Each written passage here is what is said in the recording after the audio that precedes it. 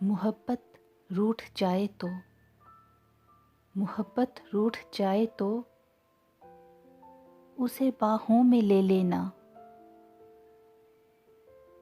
بہت ہی پاس کر کے تم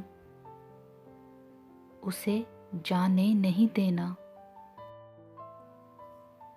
وہ دامن چھڑائے تو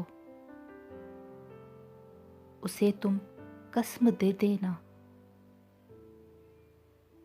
دلوں کے معاملوں میں تو خطائیں ہو ہی جاتی ہیں، تم ان خطاؤں کو بہانہ مت بنا لینا۔